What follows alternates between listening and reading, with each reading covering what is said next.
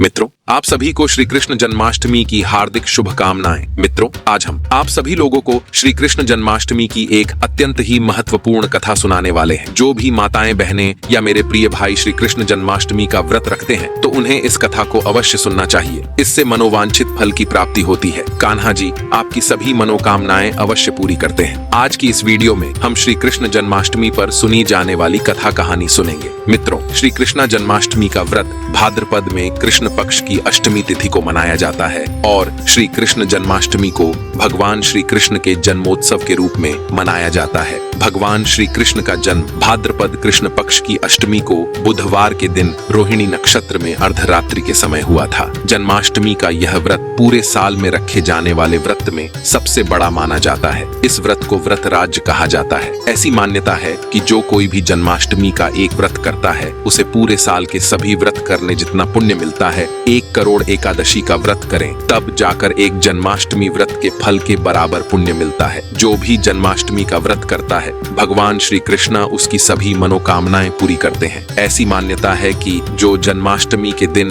भगवान श्री कृष्ण को केवल एक झूला भी झुला देता है तो भगवान श्री कृष्ण उसकी भी सभी मनोकामनाएं पूर्ण कर देते हैं। जो भी मनुष्य जन्माष्टमी का व्रत रखता है, और मैं जो अब आपको जन्माष्टमी व्रत की यह कथा आपको सुनाने जा रहा हूँ, उस कथा को सुनता है तो उसके सभी पाप नष्ट हो जाते हैं। मित्रों, चलो अब हम सुनते हैं श्री कृष्ण जन्माष्टमी व्रत की कथा। बोलिए श्री कृष्ण भगवान की जय। मित्रों, द्वापर युग में जब पृथ्वी पाप और अत्याचार से भरने लगी तब पृथ्वी ने गौ माता का रूप बनाकर सृष्टि के रचयिता भगवान ब्रह्मा जी के पास गई। गाय के रूप को धारण की हुई पृथ्वी माता के साथ सभी देवता ब्रह्मा जी के पास गए और सभी देवताओं ने मिलकर भगवान ब्रह्मा जी को पृथ्वी की दुखद गाथा सुनाई। अब भगवान ब्रह्मा जी के आदेशानुसार वहां पर उपस्थित सभी देवता गण आपस में मिलकर कहने लगे कि हम सभी इस संकट के समाधान के लिए भगवान श्री हरि विष्णु के पास जाएंगे। और सभी लोग गौ माता को साथ में लेकर श्री हरि भगवान विष्णु जी के पास क्षीर सागर में जा पहुंचे। भगवान वहां भगवान श्री हरि विष्णु शेष नाग की सैया पर बैठे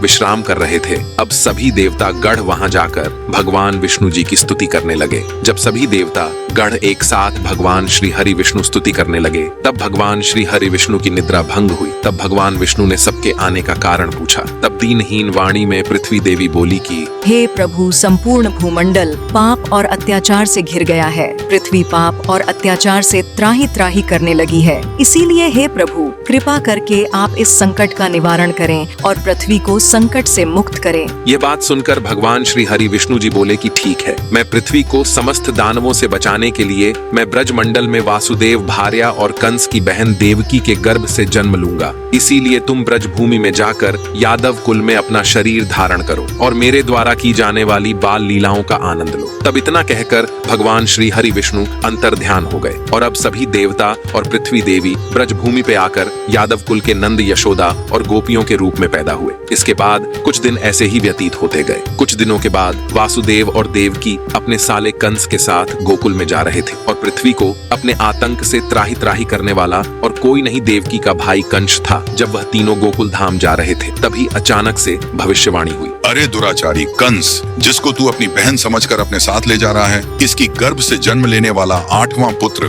तेरी मृत्यु का कारण बनेगा। इतना सुनते ही कंस ने तुरंत ही तलवार उठा ली और देवकी को मारने के लिए दौड़ पड़ा। तभी वासुदेव ने उसे पकड़ लिया और कंस से कहा, हे कंस, यह तो बेकसूर है, इसे मारना उचित नहीं है और तुम जैसे एक यशस्वी राजा को ये शोभा भी नहीं देता है। इसीलिए जब भी देवकी के गर्भ से जब भी किसी संतान का जन्म होगा तो उसके जन्म लेते ही मैं आपको अपनी सारी संतान दे दूंगा। आप उनका कुछ भी करना, तब आपको कौन मार सकेगा। अब जब कंस ने उसकी बात सुनी तब उस अत्याचारी कंस ने वासुदेव की बात मान ली और वासुदेव और देवकी को ले जाकर एक जेल खाने में बंद कर दिया। अब जब भी देवकी को कोई पुत्र होता था तब वह कंस उस पुत्र को मार देता था। देवकी के 7 पुत्रों के मारे जाने के बाद 8वीं गर्भ की बात कंस को जब मालूम हुई तो इस बात का पता चलते ही कंस ने देवकी और वासुदेव को एक विशेष कारागार में डलवा दिया और वहां पर कड़ा पहरा लगा दिया। भाद्रपद के कृष्ण पक्ष की अष्टमी को अर्धरात्रि के समय पद्मधारी भगवान श्री कृष्ण का जन्म हुआ। चारों ओर प्रकाश फैल गया। लीलाधारी भगवान की लीला देखकर वासुदेव और देवकी उनके सामने हाथ जोड़कर खड़े हो गए। भगवान श्री कृष्ण ने जब अपना बाल रूप लिया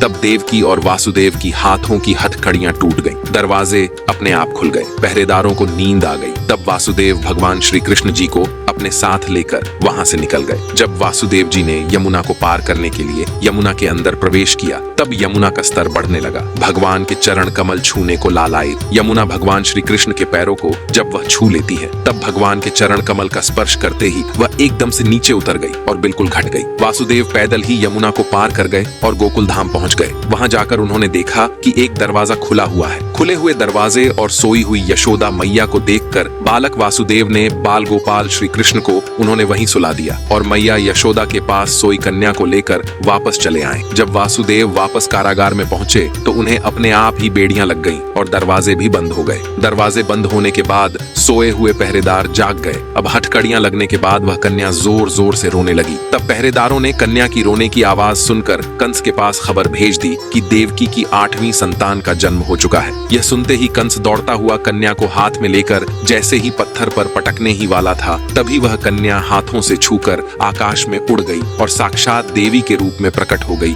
और कहने लगी, अरे दुराचारी, कंस तुम्हें मारने वाला तो गोकुल में पहले ही पैदा हो चुका है, अब तुम्हारा वही वध करेगा। तब भगवान श्री कृष्ण ने अकासुर और तारकासुर और कंस जैसे राक्षसों का वध करके पृथ्वी देवी और अपने भक्त जनों की रक्षा की। बोलिए कृष्ण भगवान की जय हो। मित्रों, चलो अब मैं आप सभी को एक और पुरानी कथा का अनुसरण आपको कराता हूँ। मित्रों, एक पुरानी कथा के अनुसार महादेव शिव शंभू को जब श्री कृष्ण भगवान के बाल रूप के दर्शन करने की अभिलाषा हुई, तब उन्होंने एक योगी का भेष बनाया और मैया यशोदा के द्वार पर गोकुल में नंद भवन के बाहर पहुंचकर आवाज लगाई और भगवान शिव शंभू ने कहा, अलख निरंजन कहाँ हो प्रभु। अब भगवान भोलेनाथ भजन गाने लगे। मैया यशोदा उस समय श्री श्याम सुंदर बाल गोपाल श्री कृष्ण का श्रृंगार कर रही थी। वह अपने प्यारे कृष्ण को प्यार करने में इतना मग्न थी कि बाहर खड़े योगी की आवाज उन्हें सुनाई नहीं पड़ी। तभी योगी के भेष में भोले बाबा ने फिर से एक बार आवाज लगाई, लेकिन अंदर से कोई भी जवाब नहीं आया। तभी वहां से एक ब्रज की वृद्ध गोपी गुजर रही थी। अचानक से उस गोपी की नजर उस योगी सन्यासी पर गई। उसने योगी को प्रतीक्षा करते देखा तो वह उनके पास गई और उस योगी से कहने लगी, बाबा आप किसे बुला रहे हो? तब योगी के भेष में भगवान शिव शंकर बोले, हे माते, हम इस घर की गृह स्वामिनी को बुला रहा हूँ, परंतु इस घर से कोई भी माता मुझे भिक्षा देने के लिए आ ही नहीं रही है। मुझे उन्हें पुकारते हुए काफी वक्त हो गया है। अब उस गोपी ने पूछा, बाबा आपको भिक्षा चाहिए?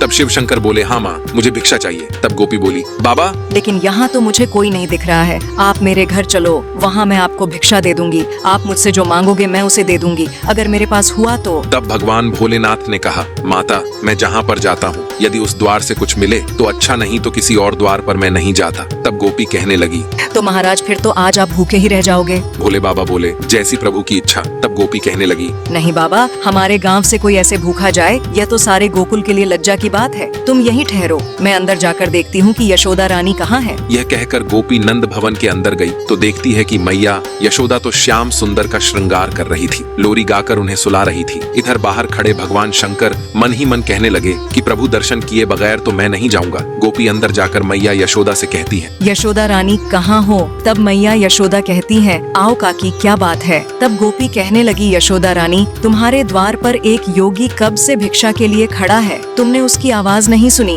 तब मैया यशोदा बोली, नहीं तो मुझे तो कोई आवाज नहीं आई। तब गोपी कहने लगी, अरे जल्दी से उसे भिक्षा दे दो, वह तो कोई बड़ा महात्मा लगता है। तब मैया यशोदा बोली, ठीक है, अगर तुम ऐसा कह रही हो तो मैं उसे कुछ दे देती हूँ जाके। तब गोपी कहने लगी कि ऐसा योगी तो मैंने कभी नहीं देखा, उसके मुख को देखकर तो आँख ही नहीं टिकती। तब मैया यशोदा कहने लगी, ऐसा क्या है उस योगी में? तब वह गोपी बोली, अरे इतना तेज है उसकी ललाट पर जैसे सूर्य का तेज होता है, और देखो कितना बड़ा नियम है उसका कि वह जिस द्वार पर भिक्षा के लिए खड़ा हो जाता है बस वहीं से भिक्षा लेता है और भिक्षा न मिलने पर भूखे पेट ही लौट जाता है। तब मैया यशोदा कहने लगी, अरे काकी, आपकी बातों को सुनकर मैं तो दक्षिणा देना भूल ही गई, अभी लेकर आती हूँ। तब मैया यशोदा संदूक से धन और एक मोती की माला निकालते हुए कहती है, अगर वह महात्मा इतनी ही बड़ी दिव्य आत्मा है तो ये बहुमूल्य मोती की माला दे देती हूँ। इधर भगवान शिव शंभू बाहर खड़े खड़े मन ही मन श्याम सुंदर से बातें कर रहे थे। प्रभु दर्शन देने में इतना संकोच क्यों कर रहे हो?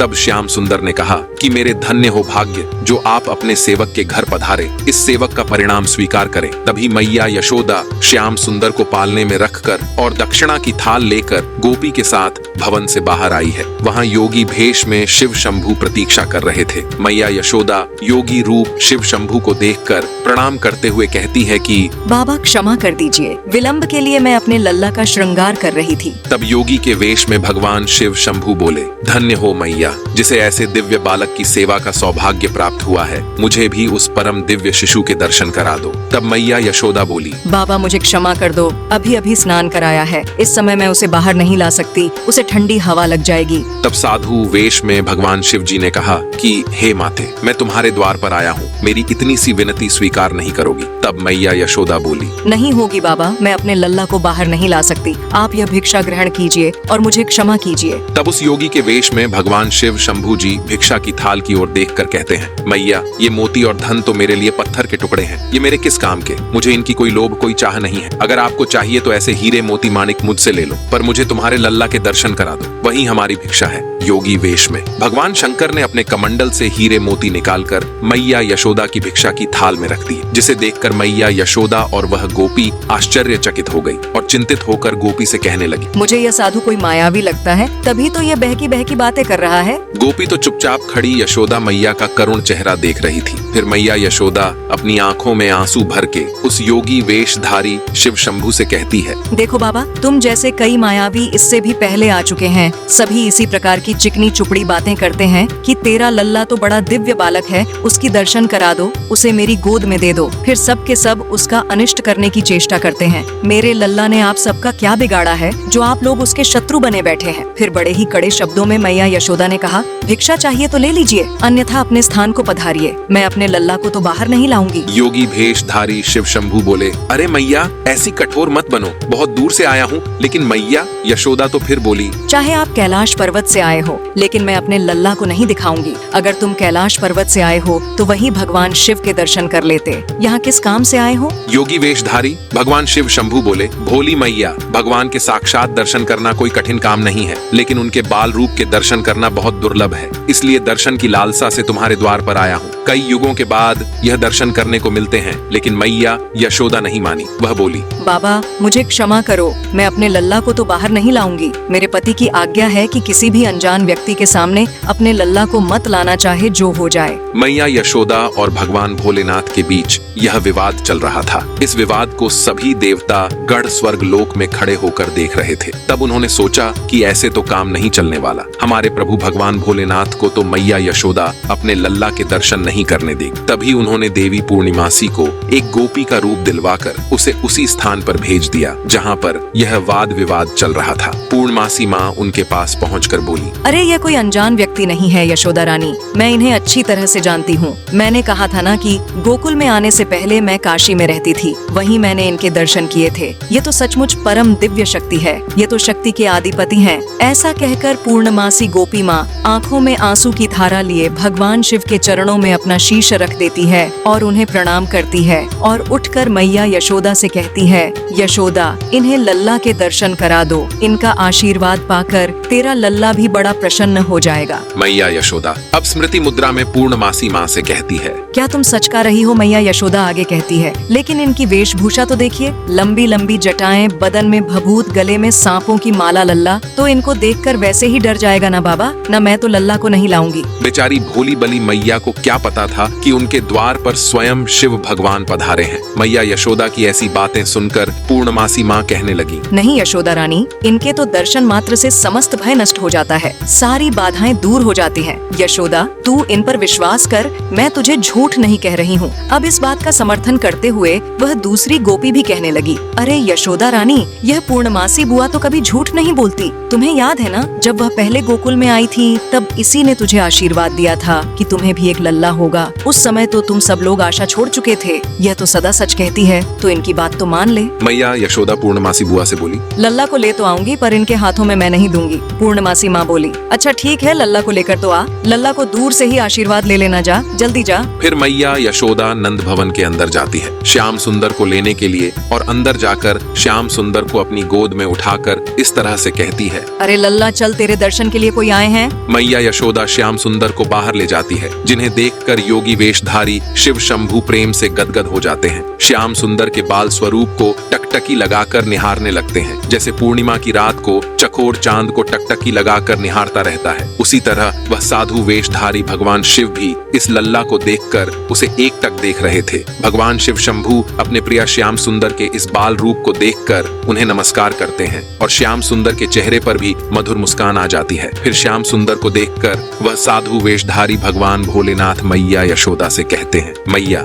यदि तुम्हारी आज्ञा हो तो मैं इनके चरणों में अपना मस्तक रख सकता हूँ। क्या तब मैया यशोदा कहती है कि नहीं नहीं, मैं मेरे लल्ला को किसी को छूने नहीं दूंगी। फिर पूर्णमासी बुआ योगी वेशधारी शिव शंभु से कहती, पहले अपनी चरणदास तो दीजिए। ऐसा कर पूर्णमासी माँ शिव शंभु के चरण को लेकर श्याम सुंदर की ललाट पर लगा देती है। शिव शंभु के चरणदास श्याम सुंदर की ललाट में पड़ने से श्याम सुंदर मन ही मन भगवान शिव शंभु से कहते हैं, प्रभु बहुत बहुत धन्यवाद। भगवान शिव श्याम और उनकी मैया के बीच का प्यार देखकर कहते हैं कि ये कहाँ का न्याय है स्वामी, हम इतनी दूर से आए हैं आपके बाल स्वरूप का दर्शन करने और आपको आलिंगन भी नहीं कर सके। जिनके श्री चरणों से निकली पवित्र गंगा को हम अपने शीश पर धारण करते हैं, उन श्री चरणों को एक बार तो छू लेने देते। फिर भगवान शिव अपने शरीर के एक अदृश्य प्रतिबिंब से श्री श्याम सुंदर के चरणों का स्पर्श करते हैं और उनकी स्तुति पुरुष सूक्त से करते हैं, जो भगवान श्री श्याम सुंदर को बहुत प्रिय है। इसके बाद योगी वेशधारी भगवान शिव शंभु मैया यशोदा से कहते हैं कि इस युग में यह तेरा लल्ला मेरे नैना भाई रे निहाल प्रमुख लाल की प्यासी अखियां कोई निहाल निर्मुख लाल।